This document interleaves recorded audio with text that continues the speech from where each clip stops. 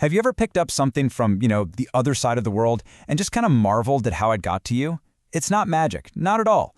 It's actually the result of some really complex strategy and incredibly powerful agreements that literally shape our global economy. So let's get into how they work.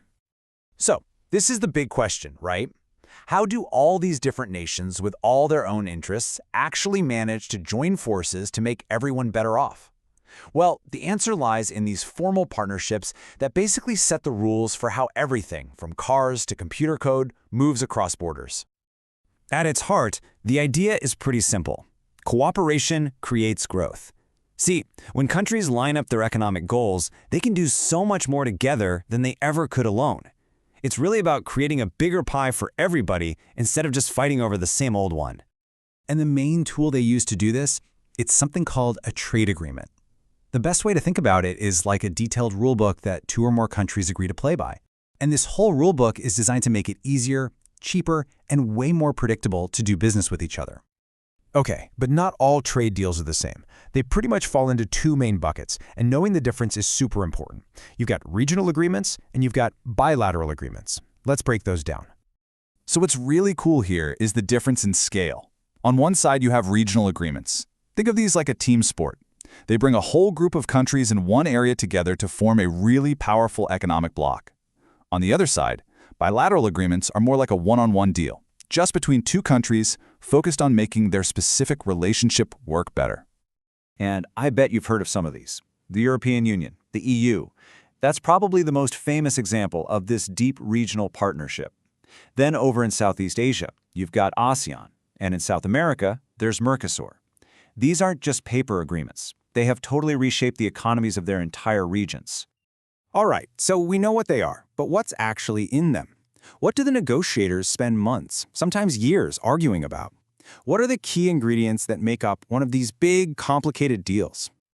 Well, a huge piece of the puzzle is tariffs. Those are basically taxes on stuff that's imported, and the goal is always to lower them to make things cheaper for you and me.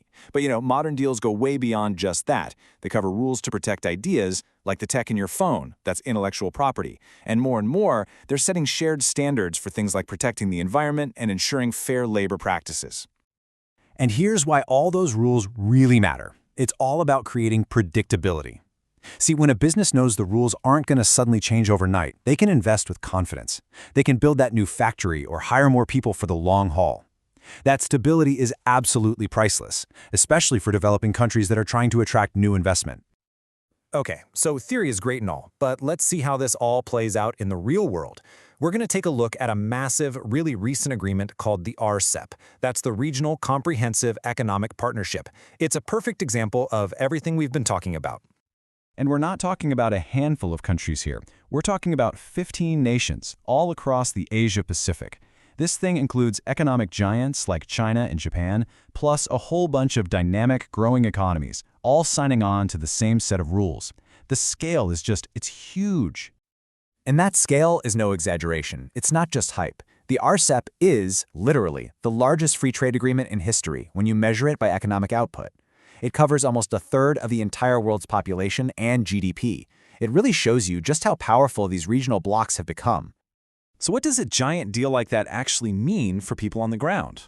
Well, because the RCEP lowers taxes on imports and streamlines the rules, a manufacturer in Indonesia, for instance, can now sell their goods in, say, Japan or Australia much more easily and for a lower cost. It just blows the doors open to huge new markets. So if you take away just one thing from all this, let it be this. Trade deals, at the end of the day, are just really well-structured plans. They're designed to systematically tear down the economic walls between countries, all with the goal of boosting growth for everyone who's part of the deal. And that leaves us with a really big question to chew on. As our world gets more and more connected, are these giant multi-country deals like the RCEP the main way nations are going to work together from now on? Or will the new challenges we face demand a totally different kind of approach? Something to think about.